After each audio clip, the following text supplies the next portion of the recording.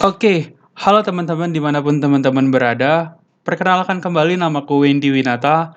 Aku yang akan memandu kalian atau mengampu di modul kedua PBP. Nah, pertama-tama aku mau ngucapin selamat datang di modul kedua mata kuliah PBP. Pada modul kedua ini kita akan membahas material design, recycler view, dan fragment. Nantinya video kita akan terbagi menjadi dua lagi. Yang pertama adalah video untuk penjelasan modul, dan yang kedua adalah video untuk penjelasan guided. Sebelumnya aku minta maaf kalau video yang aku buat itu agak lama, khususnya pada video ini, karena yang akan kita jelaskan memang agak banyak dan aku takut kalau misalnya aku jelasinnya sebentar aja, nanti kalian malah nggak ngerti. Oke, apa tujuan dari modul ini? Yang pertama, memahami apa yang dimaksudkan dengan material design dan gimana cara mengimplementasikannya. Yang kedua, mampu mengimplementasikan interface sesuai panduan material design. Kalau kalian yang masih belum ngerti, nggak apa-apa, tapi harapannya nanti setelah modul ini, tujuan dari modul ini bisa tercapai di dalam kalian. Terus yang ketiga, memahami tentang konsep dari recycler view dan cara menggunakannya. Terus yang keempat, memahami cara penggunaan assets icon pada Android Studio. Dan yang kelima, memahami tentang apa itu fragment dan cara penggunaannya.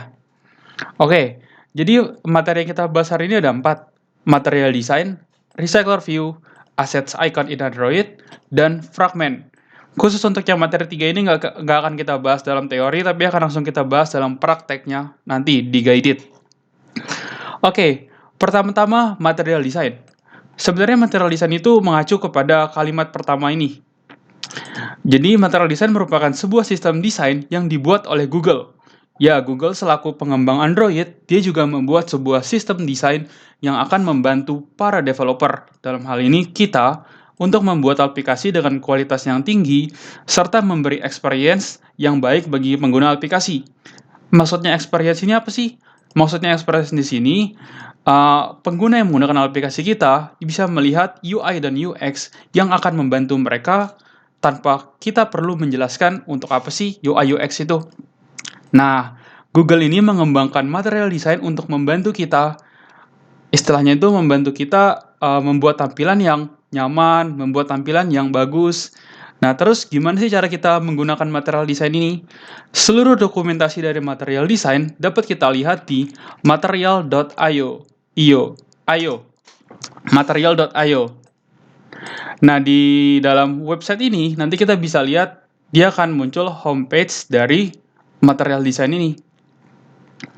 Di sini kalian bisa lihat di sini tuh selain dia menjelaskan tentang Android, dia juga menjelaskan sebenarnya nggak cuma Android aja, tapi untuk iOS, Flutter, dan web.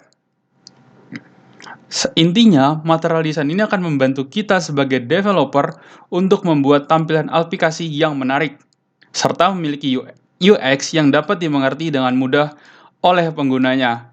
Oke, sekian tentang teorinya. Aku harap teman-teman masih paham tentang apa yang gue katakan tadi. Kita akan langsung ke contohnya aja. Kita akan menuju ke referensi yang ini. Kita akan melihat material I/O atau material desain yang digunakan pada Android. Jadi kalian bisa lihat referensi yang nomor 2 untuk melihat material desain buat Android. Oke, begini homepage dari web link yang aku kasih pada referensi nomor 2. Nah, di sini tuh ada pilihan-pilihannya nih. Ada komponen, documentation, theme, supporting APIs. Nah, di sini kalau kalian ingin melihat komponen-komponen apa aja yang ada pada material design, kalian bisa pencet komponen. Nah, di sini nanti akan muncul komponen-komponen yang disediakan oleh material design yang dapat kita gunakan pada aplikasi kita. Sampai sini masih paham ya, teman-teman? Jadi, material design ini menyediakan komponen-komponen atau istilahnya view-view yang dapat kita gunakan pada aplikasi kita. Misalnya kita cek button.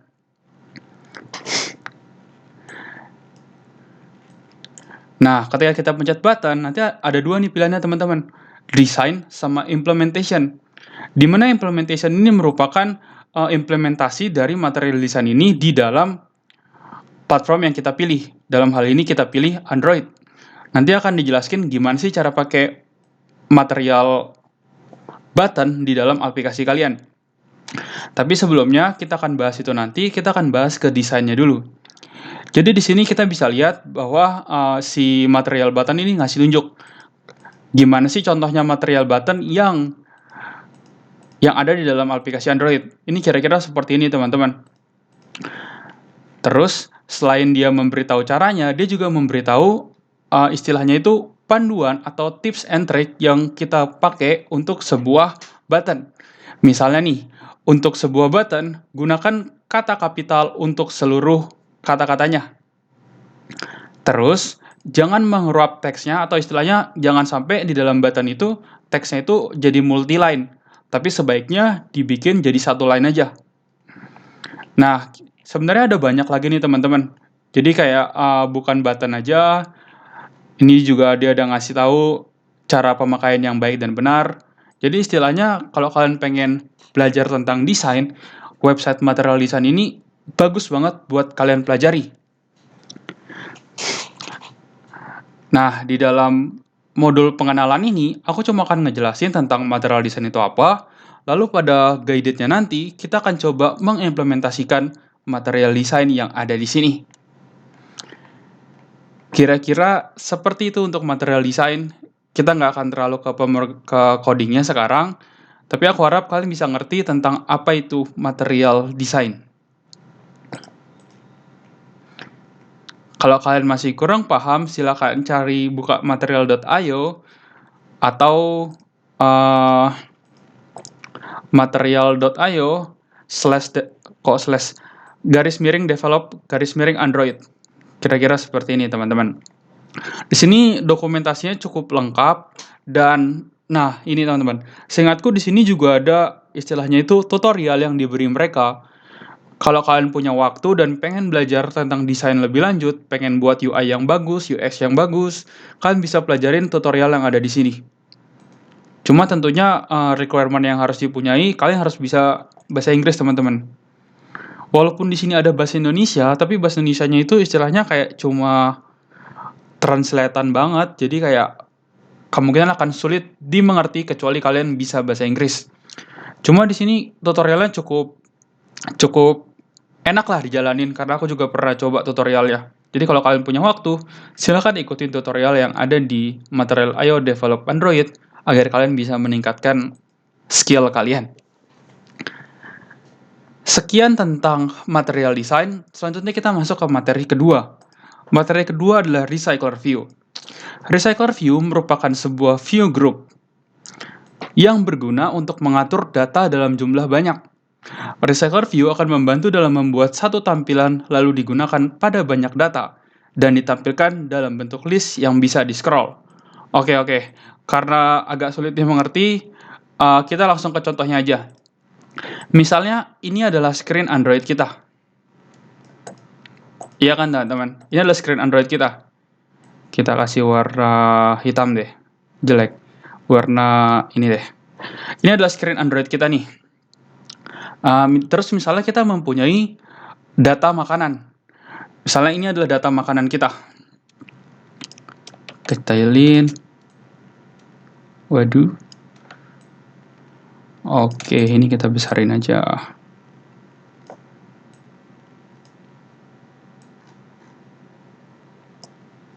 Oke, misalnya ini adalah data makanan kita nih. Nah, misalnya kita mempunyai atribut-atribut nama, jumlah pesanan, subtotal, status pesanan, seperti ini. Nah, terus coba teman-teman bayangin ketika kita mempunyai 10 data. Apakah kita harus membuat datanya sebanyak 10 kali seperti ini? Dan apakah kita harus meng-set satu-satu? Misalnya kayak pesanan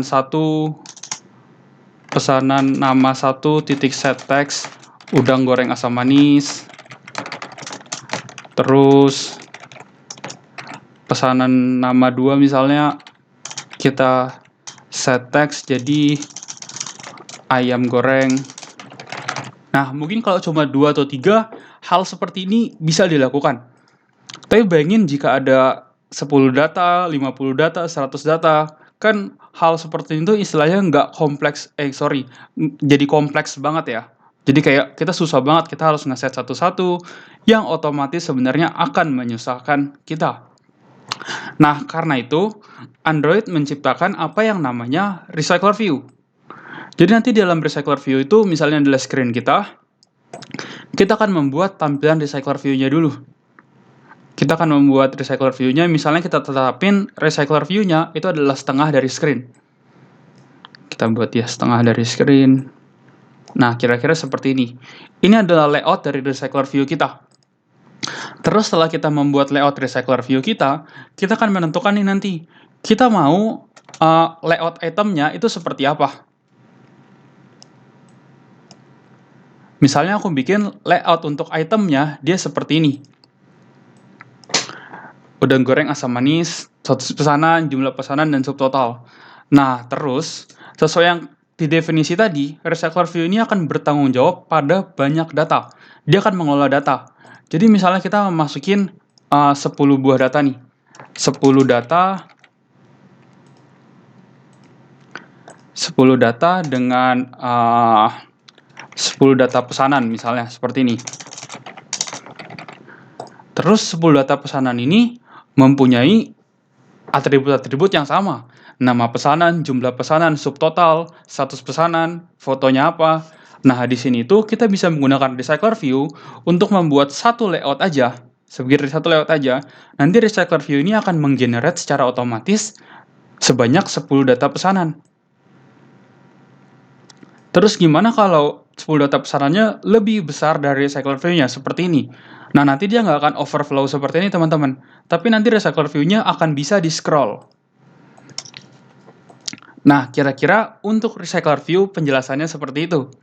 Aku harap teman-teman bisa paham apa yang dimaksud dengan Recycler View. Tapi kalau teman-teman masih belum mengerti, silakan baca definisi yang aku kasih di sini. Lalu silakan lihat referensi nomor 3 dan 4. Nah, tapi teman-teman, sebelum kita masuk ke penjelasan selanjutnya, aku mau jelasin dulu komponen-komponen apa aja yang harus ada di dalam Recycler View. Yang pertama, item layout. Item layout itu contohnya adalah seperti ini. Jadi ini merupakan layout dari item yang akan kita gunakan pada Recycler View kita. Jadi kan Recycler View itu digunakan untuk mengelola banyak data atau mengelola list data. Nah, terus kita mau nampilin masing-masing data itu seperti apa sih? Nah, kita bisa menggunakan layout atau item layout untuk membuat tampilannya seperti apa. Seperti itu. Misalnya kita buat layoutnya tampilannya seperti ini. Ya berarti nanti kalau ada 10 data, dia akan tampil dengan layout seperti ini semua, tapi nama jumlah subtotalnya akan menyesuaikan dengan data tersebut. Semoga teman-teman ngerti ya. Oke, terus yang kedua adalah data list. Data list itu ya adalah data kita yang akan kita pakai di dalam Recycler View kita. Jadi istilahnya kalau kita mau pakai Recycler View, ya tentunya kita harus mempunyai data. Terus, Recycler View dan Layout Manager. Nah, Recycler View sendiri itu adalah ini, yang udah kita buat tadi, layout Recycler View-nya. Terus, Layout Manager itu apa sih? Layout Manager itu merupakan bagaimana Recycler View menampilkan itemnya. Jadi misalnya nih, ada beberapa layout yang bisa digunakan Recycler View untuk menampilkan datanya. Salah satunya adalah Linear Layout Manager.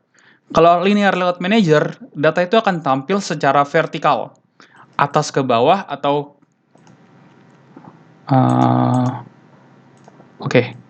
atas ke bawah atau kiri ke kanan.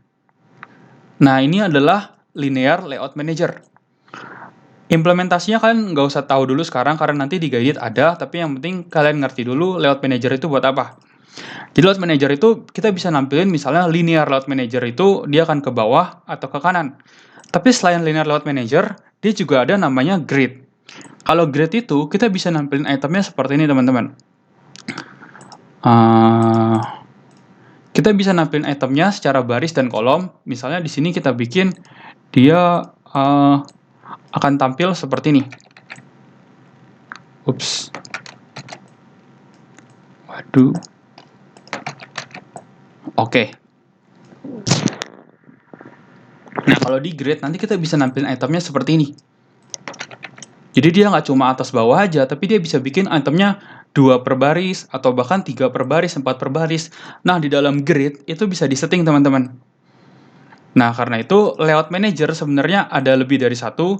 Kalau teman-teman penasaran, silakan lihat referensi nomor 3 yang ini. Dia akan jelasin tentang layout manager apa aja yang ada pada Android. Nah, di sini ada linear layout manager, grid layout manager, dan staggered grid layout manager. Kalau teman-teman penasaran, silakan teman-teman lihat sendiri. Oke, selanjutnya adapter. Nah, Recycler View ini kita nantinya membutuhkan satu kelas lagi. Kita membutuhkan satu kelas lagi yang namanya itu adapter. Oke, kita membutuhkan satu kelas lagi yang namanya adapter. Adapter ini buat apa sih? Adapter ini akan berfungsi untuk mengelola data kita. Jadi kan kalau kalian ingat, nanti di dalam Recycler View itu, dia akan menampilkan jumlah data yang sesuai dengan, jumlah item yang sesuai dengan banyak data kita, ya kan? Misalnya kita bikin 10 data pesanan, otomatis yang tampil nanti ada 10 data. Nah, kita ngaturnya di mana sih? Kita ngaturnya di adapternya ini. Jadi adapter ini istilahnya tempat kita mengelola atau konfigurasi dari Recycler View kita. Nanti di adapter ini kita juga bisa mengset atau misalnya untuk data 1, nama pesanannya udah goreng asam manis. Untuk data 2, nama pesanannya ayam goreng tepung. Nah, itu semua bisa diatur di adapter. Jadi adapter ini istilahnya kayak ya tadi yang konfigurasi dari Recycler View ini. Dan di dalam Recycler View wajib memiliki adapter. Kalau enggak, ya gimana cara dia menampilkan datanya? Nah, kira-kira seperti itu teman-teman. Bagi teman-teman yang belum mengerti atau aku minta maaf jika ngomongnya kecepatan, silakan teman-teman ulang aja videonya. Dan jika teman-teman pengen lanjut dulu, nggak apa-apa, karena aku berharap nanti di penjelasan guided, penjelasan guided, aku bisa membantu kalian memahami lagi tentang Recycler View. Tentang apa itu item layout, apa itu adapter, apa itu layout manager, dan sebagainya. Selanjutnya materi terakhir kita hari ini adalah fragment. Oke, apa itu fragment? Kita balik lagi ke sini aja. Nah, kalau kalian lihat, kita mempunyai dua activity nih.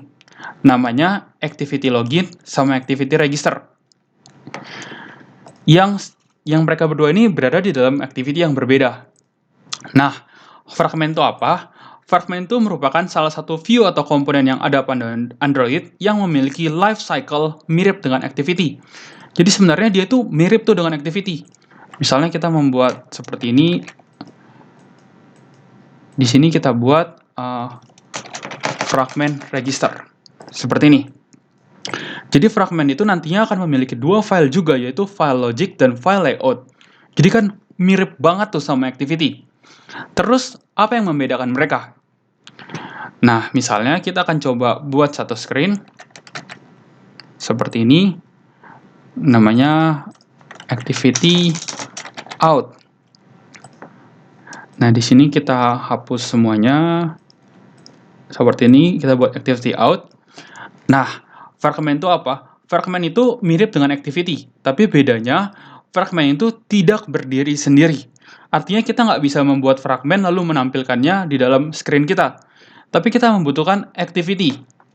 Jadi fragment itu istilahnya, ini akan aku kecilin misalnya ya segini nggak apa-apa. Terus misalnya dalam activity kita akan membuat namanya container fragment. Misalnya kita buat container fragmentnya seperti ini. Nah, terus misalnya nanti kita bikin fragment register, bisa kita taruh di dalam sini.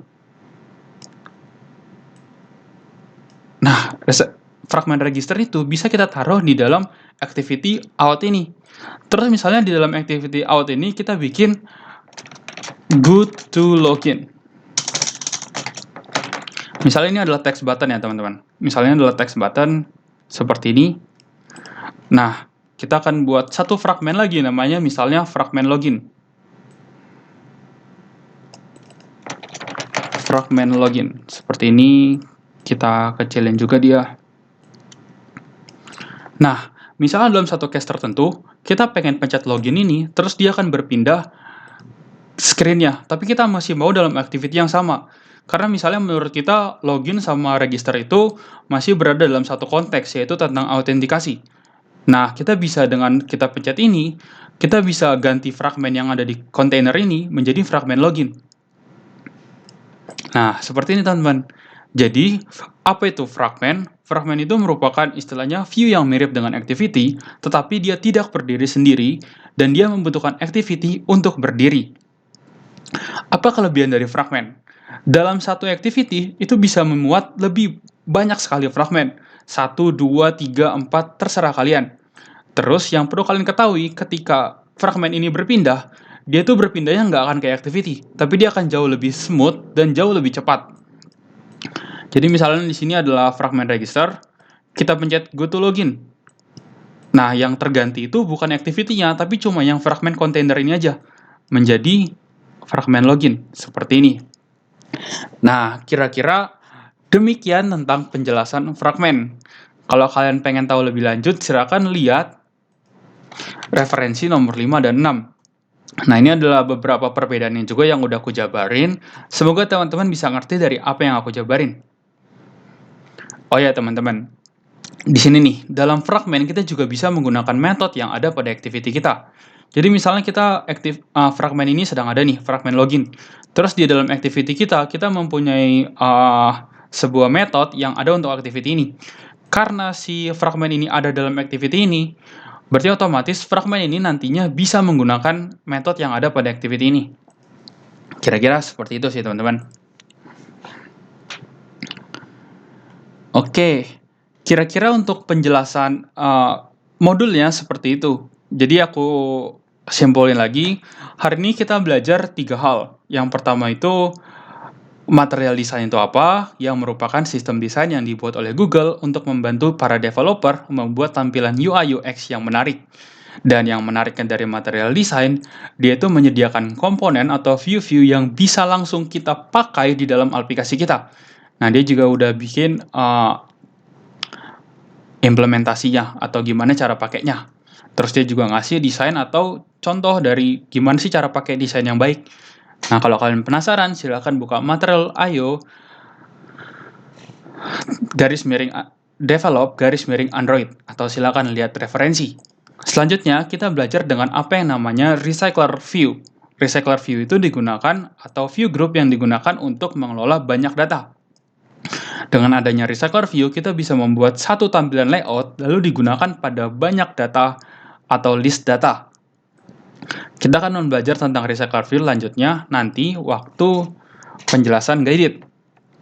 Selanjutnya yang terakhir, kita belajar tentang apa yang dinamakan fragmen. Kita belajar gimana sih cara fragmen itu bekerja, di mana fragmen itu akan berdiri dalam sebuah activity, dan di dalam activity tersebut perlu diletakkan dulu fragmen kontainernya.